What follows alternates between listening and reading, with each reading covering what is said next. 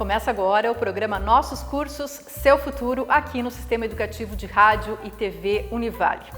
Hoje nós estamos na Escola Politécnica, especificamente no Laboratório de Metrologia e Metalografia. E a gente vai conversar com o nosso convidado, o professor Paulo Mariotti, professor do curso de Engenharia Mecânica. Professor, nos dias atuais, seja bem-vindo antes de tudo, né? Bem-vindo ao programa.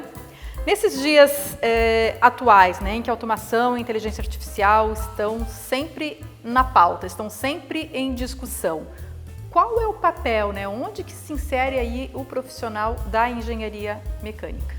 Essa é uma discussão e uma preocupação mundial, e o engenheiro mecânico ele vai trabalhar de forma multidisciplinar com o cientista da computação, porque se discute muito a interface IA, né, inteligência artificial, máquina, mas ainda precisa de alguém para projetar e liderar a construção dessas máquinas.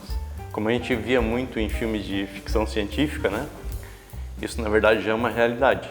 Então, por exemplo, uma montadora que precisa fazer uma solda usando um robô, esse robô ele já é programável e utiliza informação processada por IA, pela inteligência artificial, seja para fazer uma solda, reposicionar alguma peça. Então, essa ficção científica nas empresas já é realidade. Então, hoje nós temos times multidisciplinares, né? Engenheiro mecânico, engenheiro de robótica, cientista da computação, trabalhando para solucionar esse tipo de problema e otimizar esses processos. O engenheiro mecânico ele trabalha muito também em projeto e processos de fabricação. Então, aonde haverá uma máquina, alguém precisa projetar esse processo, essa máquina. O engenheiro mecânico, então, é quem pensa justamente nessas questões que são necessárias para projetar essas máquinas. Exatamente. Nessa resolução de problemas que se precisa também. E a gente sabe que as engenharias, de uma certa forma, elas têm muita relação, né? A engenharia mecânica também não foge disso. Dá para citar, por exemplo, a área médica, para sair um pouco, né? Bastante abrangente. Por exemplo, um dentista que precisa trabalhar no seu dia a dia, ele precisa de uma cadeira onde aperta um botão, a cadeira sobe e desce.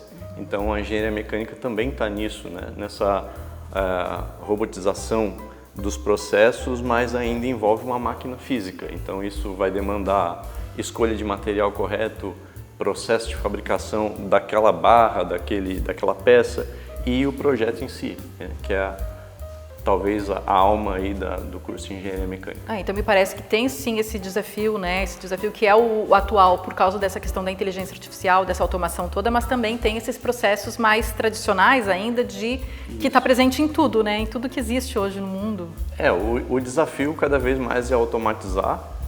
Tem uma discussão ética por trás, mas, enfim, isso tudo também é discutido ao longo do curso, só que aonde haverá uma máquina vão ter problemas para resolver, sejam eles de interface robótica ou não, mas aonde haverá uma máquina precisa de alguém para projetar, construir, e a gente fala muito, né?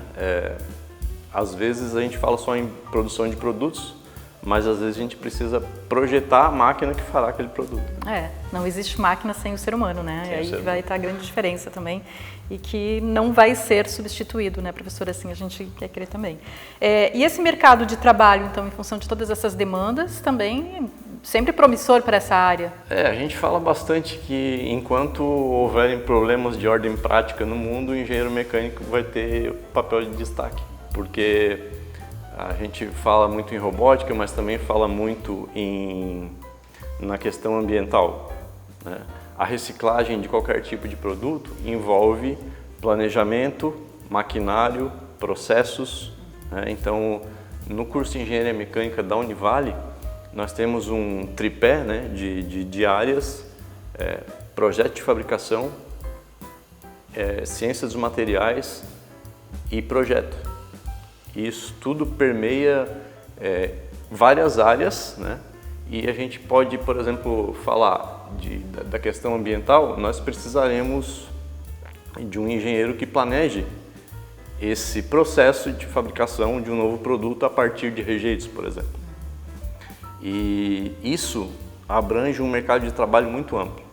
A gente pode citar, por exemplo, na região, os estaleiros, mas também pode citar indústrias da área de plásticos que estão cada vez mais interessados em reciclar.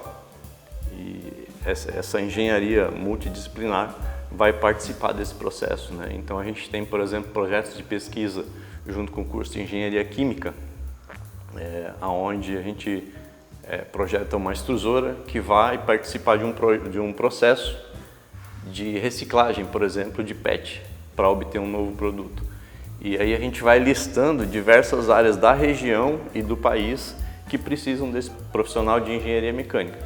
Então a gente vê assim que cada vez mais é um mercado de trabalho promissor, onde os alunos eles serão absorvidos quase que totalmente pelo mercado de trabalho, porque é muito amplo. O engenheiro ele pode trabalhar com perícias, ser autônomo, ele pode trabalhar até na docência, ele pode trabalhar como CLT, então tem muita área de trabalho. O professor falou sobre as pesquisas, né, que são realizadas às vezes de forma interdisciplinar também com os outros cursos, né?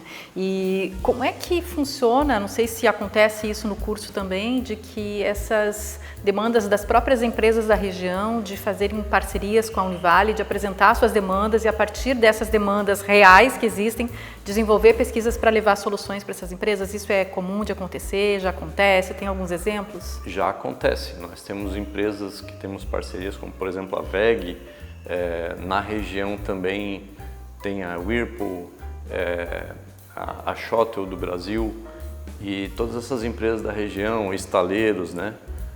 Eles demandam esse profissional e chegam até a gente com novos problemas. Esses problemas de hoje serão os projetos de amanhã. Então o aluno de engenharia mecânica da Univale, ele pode, né, mediante algum perfil, um certo perfil e a própria vontade, participar desses vários projetos de pesquisa que estão em andamento.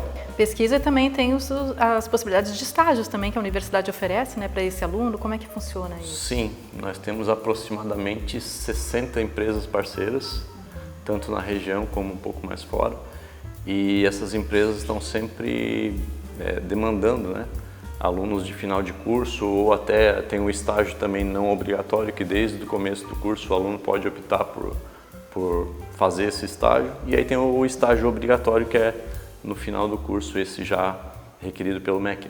E professor, para dar conta de todas essas demandas trazidas pelo mercado, né, para a gente realmente entregar para o mercado um profissional qualificado, toda essa infraestrutura que a universidade oferece, sempre buscando também se manter atualizada, né, isso é um desafio, mas se consegue chegar nisso? A gente tem vários laboratórios, aqui é um exemplo, né, mas temos também o LaTeX, e o aluno ele está sempre em contato não só com a teoria, mas também bastante forte a prática, né, laboratorial, ensaios, enfim. Isso desde o começo do curso ou mais para o final que ele tem contato com os laboratórios? Desde o começo, porque começa ali com as físicas, laboratório de física, laboratório de química, mas também tem metrologia no terceiro período, por exemplo. Então ele vai usando os laboratórios ao longo de todo o curso, e são diversos laboratórios para... A gente pode destacar, por exemplo, o LaTeX, o aluno vai fazer aulas de programação em CNC para usinagem de peças, soldas, então nós temos condições de dar essas aulas práticas ao longo de todo o curso. Professor, para ajudar aquele estudante de ensino médio que está pensando já, né, do curso para fazer aí como profissão, de que forma que a gente pode ajudá-lo aí nesse sentido de orientar para a área da engenharia mecânica? A gente vê quase que um perfil claro, assim, um aluno que vem no ensino médio com aquela curiosidade de como as coisas funcionam ao seu redor, uma inquietação de saber como as coisas funcionam, aquela máquina, um relógio, como certos processos, como certas peças são fabricadas, essa curiosidade já vem junto. Ele chega aqui, ele pega toda uma carga teórica e prática e vai desenvolvendo essa curiosidade até chegar no profissional. É aquela criança que chega a desmontar todos os brinquedos quando é criança para ver como é que funciona? Eu era uma delas. E nós temos mais ou menos esse perfil do aluno, né? O mercado também busca bastante muito uma segunda língua, né? Por exemplo, o inglês, mas não só isso. Bastante proatividade. Então esse curioso pode ser o engenheiro do futuro. Um curioso para sempre também. Um curioso para sempre. Tá certo, a gente agradece a participação do professor Paulo Mariotti, o professor do curso de Engenharia Mecânica aqui, por todas essas informações sobre o curso aqui na Univale. Obrigada, professor. Eu que agradeço. O programa Nossos Cursos, Seu Futuro de hoje termina aqui. Até o próximo programa.